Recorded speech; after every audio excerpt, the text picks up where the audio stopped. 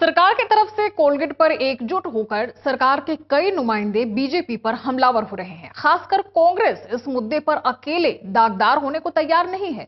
इसी मुद्दे पर हमसे बातचीत की संसदीय कार्य राज्य मंत्री हरीश रावत ने। संसद में कोयले की तपिश लगातार जारी है और प्रधानमंत्री के इस्तीफे की मांग को लेकर विपक्ष का हंगामा भी। हमारे साथ संसदीय कार्य राज्य मंत्री हरीश रावत बात करने के लिए हैं। हरीश जी, जिस तरीके से विपक्ष सदन की कार्रवाई नहीं चलने दे रहा है, सत्ता पक्ष कह रहा है कि चर्चा हो, आपको कोई रास्ता नजर आता है? बातचीत हो पाएगी? संसद में बातचीत करने के अलावा, उसमें डिस्कशन करने के अलावा कोई दूसरा रास्ता नहीं है। और वो जो उनका प्रस्ताव हो लाएं सदन के सामने। यदि हम उसमें चर्चा से भागें तब वो हमको दोष दे सकते हैं। हाँ, हम स्वयं ऑफर कर रहे हैं कि आप लाइए प्रस्ताव, आप डिस्कशन करिए। वो डिस्कशन नहीं करना चाहते। जिन इम्पोर्टेंट इश्यूज को अपोजिशन बाहर उठाता रहा है, प्राइस राइज को बराबर वो उठाते रहे हैं।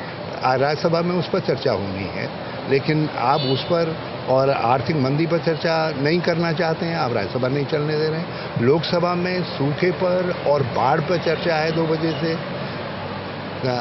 बाहर लोग भी उत्सुकता से प्रतीक्षा कर रहे हैं कि सूखे की स्थिति का क्या असर देश पर पड़ने जा रहा है, अर्थव्यवस्था पर क्या असर पड़ने जा रहा है। आप उस पर चर्चा नहीं होने देना चाह रहे हैं। लेकिन प्रधानमंत्री के इस्तीफे की मांग को लेकर विपक्ष अड़ गया है और आपको नहीं लगता है कि कोई समाधान निकल पाएगा? देखिए, प्रधानमंत्री जी का इस्तीफा सदन की कार्रवाई बाधित करके नहीं मांगा जाता है। आप अपने तर्क दीजिए किस आधार पर आप प्रधानमंत्री का इस्तीफा मांग रहे हैं। लेकिन आपके पास तर्क है नहीं, आपके पास केवल संख्या बल है और आप संख्या बल के आधार पर हल्ला गुल्ला मचा करके सदन को न चलाने दे करके एक मैसेज देना चाहते हैं कि इसमें भ्रष्टाचार हुआ है। तो रावत जी, अब क्या होगा? सदन की कार्रवाई चल पाएगी या नहीं?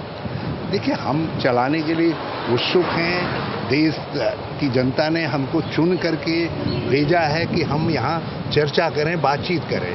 और यदि सरकार चर्चा से भाग रही हो तो हमें दोष दिया जा सकता है। सरकार अपनी तरफ से ऑफर कर रही है। सदन के नेता ने पहले दिन ही साफ कहा कि आइए हम इस विषय पर चर्चा के लिए तत्काल तैयार है। आज भी हम तैयार हैं। जाहिर सी बात है, यही वो आधार है जिसको लेकर सत्ता पक्ष लगातार कह रहा है कि सरकार चर्चा के लिए तैयार है, लेकिन विपक्ष चर्चा के लिए तैयार नहीं है। और ये रणनीति विपक्ष पर भारी भी पड़ सकती है। सरकार के लिए तर्क कहीं न कहीं ये साफ करते हैं कि आगे सरकार और विपक्ष के बीच कोई सहमति बनने की संभावना नहीं है।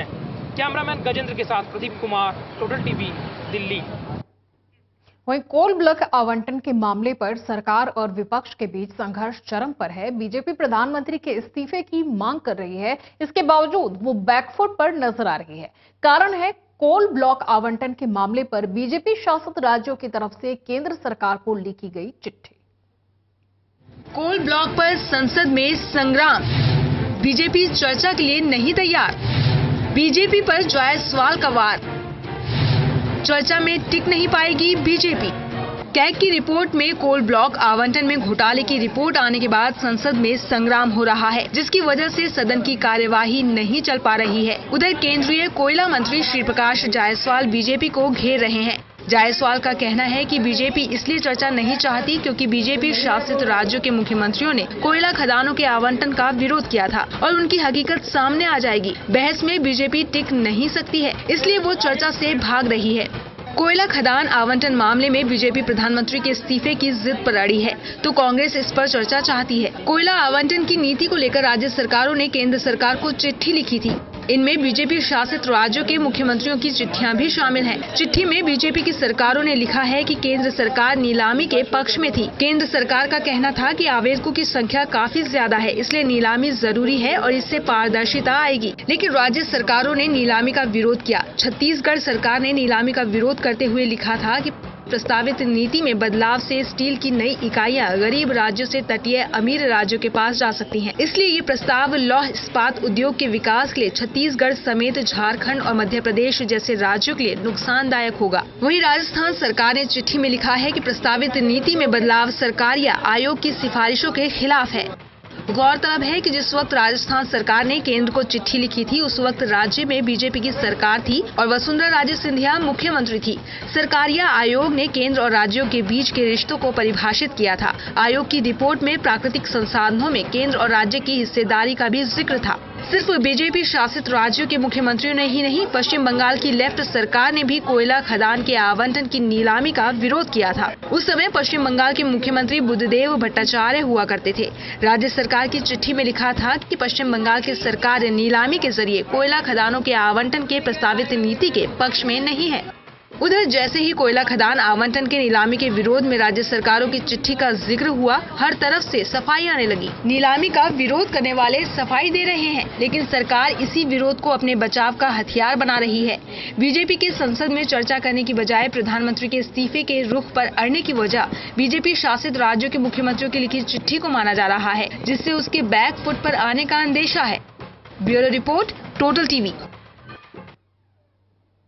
बवाल सिर्फ कोल ब्लॉक आवंटन को लेकर ही नहीं मचा है। 2G स्पेक्ट्रम घोटाले के मुद्दे पर भी कांग्रेस और बीजेपी के बीच जंग छिड़ गई है। बुधवार को 2G घोटाले पर जेपीसी की बैठक बुलाई गई, लेकिन बीजेपी के सदस्यों ने बैठक से वॉकआउट किया। बीजेपी प्रधानमंत्री और चिदम्बरम को बुलाने पर अड़ी थी। 2G पर जेपीसी में संग्राम, बीजेपी कांग्रेस के बीच टकराव, बीजेपी का बैठक से वॉकआउट, पीएम को बुलाने के लिए बवाल। सरकार और विपक्ष के बीच 2G स्पेक्ट्रम घोटाले पर भी संघर्ष जारी है। पीसी चाको की अगुवाई वाली संयुक्त संसदीय कमेटी की बैठक बुधवार को हुई। बैठक शुरू होने के थोड़े ही देर बाद बीजेपी के सदस्यों ने वॉकआउट कर दिया और समिति से इस्तीफे की धमकी भी दी। बीजेपी सदस्य 2G स्पेक्ट्रम आवंटन घोटाले की जांच कर रही जेपीसी के सामने प्रधानमंत्री मनमोहन सिंह और वित्त मंत्री पी चिदम्बरम को बुलाने की मांग कर रहे थे। बैठक में गवाही देने वाले लोगों के नामों को अंतिम रूप दिए जाने की उम्मीद थी। बीजेपी नेताओं का कहना है कि 2G मामले में निष्पक्ष जांच के लिए प्रधानमंत्री मनमोहन सिंह और चिदम्बरम का समिति के सामने पेश होना जरूरी है। वॉकआउट के बाद यशवंत सिन्हा ने कहा कि जब हमने पिछले 8 सप्ताह से लंबित गवाहों की सूची को अंतिम रूप देने की मांग उठाई, तो कांग्रेस के सदस्यों ने संसदीय भाषा की सीमाएं तोड़ी, जिसके बाद हमने वॉकआउट किया। उन्होंने कहा कि हमने प्रधानमंत्री और वित्त मंत्री चिदम्बरम को बुलाने की मांग की थी। कांग्रेस के सदस्यों ने हम पर जेपीसी को कंगारू कोर्ट में बदलने का आरोप लगाया। वहीं रविशंकर प्रसाद ने कहा कि निष्पक्ष जांच के लिए जरूरी है कि हम प्रधानमंत्री और वित्त मंत्री को बुलाएं। उधर जेपीसी में कांग्रेस के प्रतिनिधि मनीष तिवारी ने कहा कि जेपीसी से वॉकआउट करने का बीजेपी नेता पहले से तय करके आए थे। मनीष तिवारी ने कहा कि अगर कोई तथ्य या सबूत हैं तो जिसको चाहो बुलाओ, लेकिन राजनीतिक हित साधने के लिए हम किसी की टोपी उछालने नहीं देंगे। गौरतलब है कि 30 सदस्यीय जेपीसी में बीजेपी के 6 सदस्य हैं। समिति में 20 सदस्य लोकसभा से और 10 राज्यसभा से हैं और अलग अलग दलों का प्रतिनिधित्व करते हैं। जेपीसी में कांग्रेस के 10 सदस्य हैं। Bureau report, Total TV. Gujarat विधानसभा चुनाव में कांग्रेस मुख्यमंत्री नरेंद्र मोदी को पटकनी देने के लिए कोई कोर कसर नहीं छोड़ना चाहती। चुनाव पूर्व कांग्रेस की ओर से की गई एक लोक लुभावन वादे ने मोदी की नींद उड़ा दी है। इन वादों से मोदी के वोट बैंक में सेंध लगाने की कोशिश की जा रही है। कांग्रेस के चुनावी दाव ने मोदी की उड़ाई नींद। मोदी को मात देने की तैयारी में जुटी कांग्रेस। गुजरात में 15 लाख घर बांटेगी कांग्रेस। गरीबों को मुफ्त घर के ऐलान से मोदी कांग्रेस में ठनी। છે મને વિશ્વાસ, હાથનો સાથ આપશે આવાજ. નથી ભરોસો વિકાસની વાતો પર, છે ભરોસો કોંગ્રેસ પર. गुजरातની नारी। गुजरात कांग्रेस की ओर से जारी किए गए इस एड ने गुजरात के मुख्यमंत्री नरेंद्र मोदी की नींद हराम कर दी है। આપણું સ્વપ્ન થશે સાકાર. જો રચાશે કોંગ્રેસની સરકાર તો મળશે અમને આપણો અધિકાર. આવો રાજ્યમાં કોંગ્રેસની સરકાર બનાવીએ. આપણા હાથે આપણું ઘર બનાવીએ. આવો સૌ સાથે મળીને કહીએ. મારા ભાગ્યમાં પણ છે ઘરનું ઘર. મને ભરોસો છે કોંગ્રેસ પર. दरअसल मोदी को सत्ता से बेदखल करने के लिए कांग्रेस ने चुनाव पूर्व एक घोषणा की है, जिसमें गुजरात के शहरी और देहाती इलाके के गरीबों को मुफ्त में घर देने का वादा किया गया है। इस वादे को कांग्रेस ऐड के माध्यम से खूब प्रचारित कर रही है। कांग्रेस बकायदा इसके लिए फॉर्म भी भरवा रही है। इस फॉर्म को लेकर हालत ये है कि इसे पाने की होड़ में महिलाओं में कई जगह जमकर धक्का मुक्की हुई। सूरत समेत अहमदाबाद, वडोदरा, सूरत, राजकोट जैसे शहरों में इस फॉर्म के लिए 5-5 किलोमीटर तक लंबी लाइन लग रही है। आलम यह है कि 2 दिनों के भीतर ही 40 लाख फॉर्म बढ़ चुके हैं। लोगों को लुभाने के लिए इस तरह का तमाशा खड़ा कर फिलहाल कांग्रेस जोश में है और सत्ता में आने के बाद इस वादे को निभाने का दावा भी कर रही है। गुजरात कांग्रेस के अध्यक्ष अर्जुन मोढवाडिया ने कहा, चुनावी लॉलीपॉप देना बीजेपी का काम है।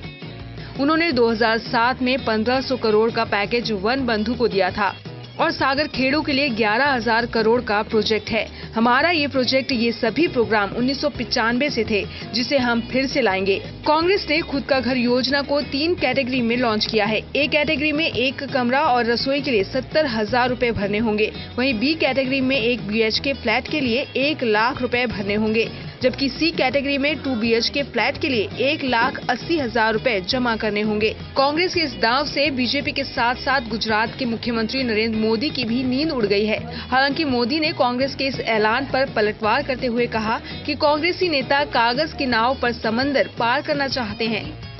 सूबे की जनता को आगाह करते हुए कहा कि वो लोग लुभावन बहकावे में न आए। कांग्रेस की ओर से किए गए वादे भले ही घर फॉर वोट हो, लेकिन इसको लेकर लोगों के झुकाव ने मोदी सहित गुजरात बीजेपी के अंदर खासी बेचैनी बढ़ा दी है।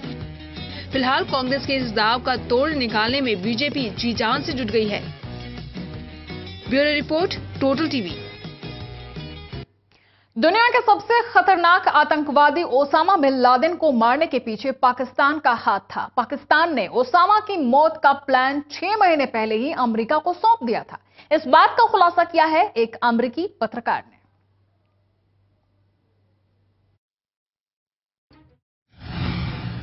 ओसामा की मौत का पाकिस्तान था सूत्रधार। पाक ने ही बिछाया था जाल। 6 महीने पहले ही बना प्लान।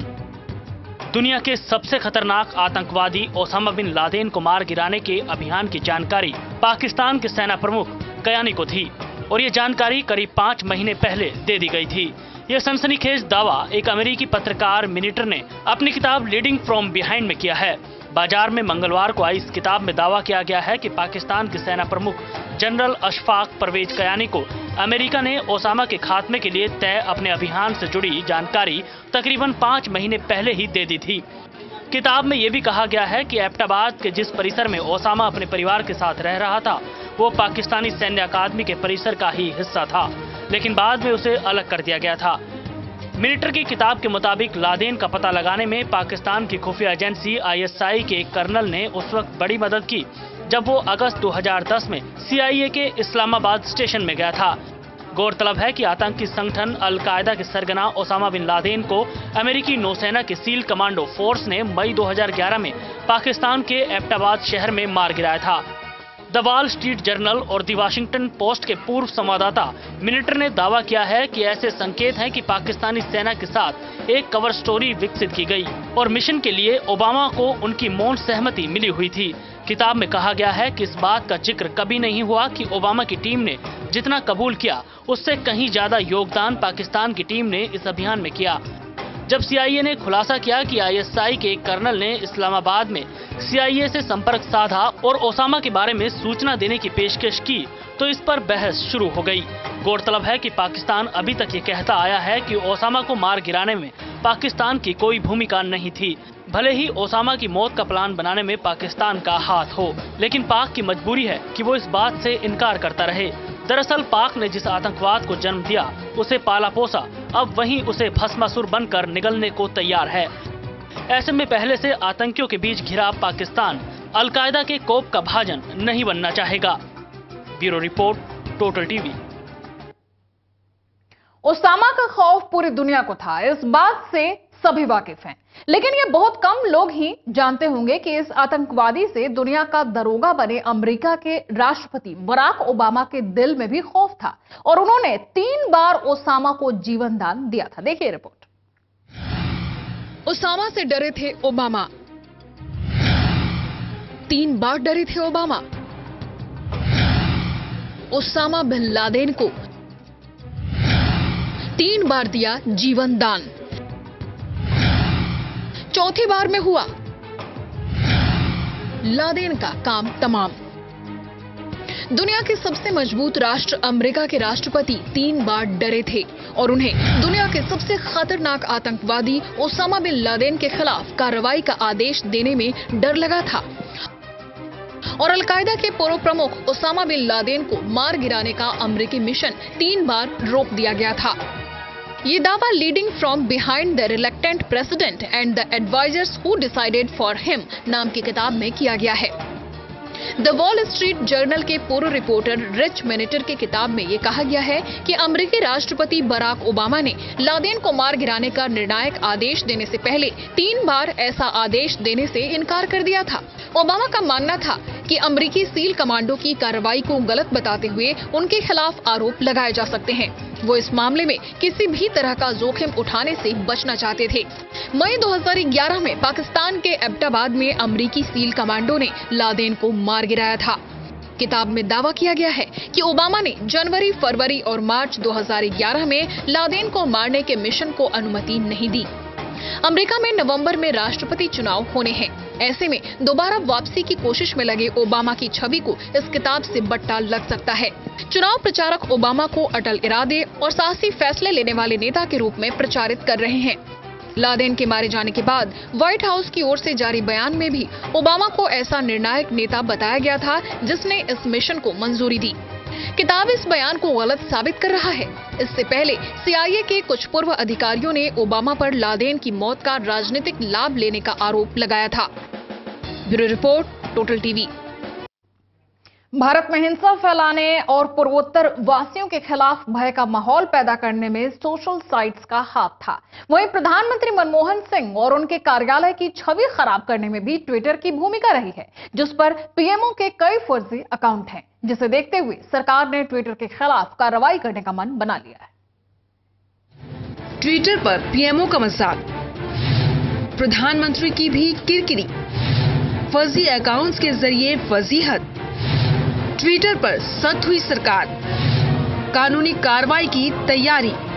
सरकार प्रधानमंत्री मनमोहन सिंह के फर्जी ट्विटर हैंडल और असम को लेकर कुछ आपत्तिजनक कंटेंट पर कार्रवाई नहीं करने पर माइक्रो ब्लॉगिंग साइट ट्विटर के खिलाफ लीगल एक्शन ले सकती है।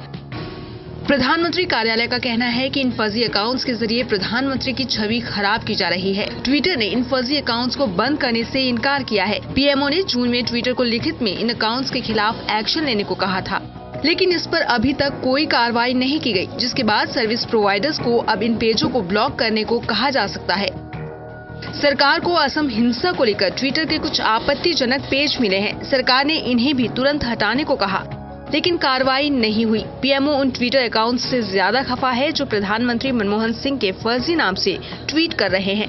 कुछ ने तो प्रधानमंत्री मनमोहन सिंह के ट्विटर हैंडल @PMO इंडिया का मजाक बनाते हुए अपने ट्विटर हैंडल बनाए हैं। इन आधा दर्जन अकाउंट्स को बंद करने से सरकार ये मैसेज देना चाहती है कि वो इस तरह की हरकत को बर्दाश्त करने के मूड में नहीं है। पीएमओ के मुताबिक उसे मजाक पर एतराज नहीं है, कभी कभी ये बड़ा तीखा भी होता है, लेकिन कोई पीएमओ के फर्जी अकाउंट से भ्रम फैलाए, इसे बर्दाश्त नहीं किया जा सकता। सरकार नियमों का पालन नहीं करने पर ट्विटर के खिलाफ कानूनी कार्रवाई भी कर सकती है। सूत्रों के मुताबिक डिपार्टमेंट ऑफ टेलीकॉम इस बारे में अमेरिकी सरकार से संपर्क करेगी। सरकारी सूत्रों के अनुसार आपत्तिजनक कंटेंट को हटाने में ट्विटर ने बहुत ही सुस्त और लापरवाह रवैया अपनाया है। उधर इस सोशल नेटवर्किंग साइट का कहना है कि तमाम कंटेंट पर नजर रखना उसके बूते की बात नहीं है। गौरतलब है कि सरकार के निर्देश पर कई सोशल नेटवर्किंग साइट्स ने कार्रवाई की थी और सरकार को अहम जानकारियां भी दी थी। इसी जानकारी के आधार पर सरकार इस बात को साबित करने में सफल रही कि ये कंटेंट साजिशन पाकिस्तान से अपलोड किए गए थे। सूत्रों के मुताबिक फेसबुक और गूगल के ऑफिस भारत में हैं, इसलिए ये यहाँ के कानूनी दायरे में आते हैं, लेकिन ट्विटर सीधे अमेरिका से ऑपरेट होता है। ऐसे में उसके खिलाफ कानूनी कार्रवाई करने में परेशानी हो रही है। इसी तरह आपत्तिजनक कंटेंट को हटवाने के लिए अरब सरकार से भी आग्रह किया गया है। जिन वेबसाइटों से अफवाह फैलाई गई है उनमें कुछ अरब के IP एड्रेस से भी हैं। Bureau report, Total TV. Bank की बात कर लेते हैं। 2 दिन तक आप देश भर में सरकारी बैंकों के 77,000 शाखाओं से कोई लेन देन नहीं कर पाएंगे। एटीएम से आप अपने पैसों की जरूरत पूरी जरूर कर सकते हैं। वजह है कि सरकारी बैंकों के 10 लाख से ज्यादा मुलाजिम बुधवार से 2 दिन की हड़ताल पर हैं।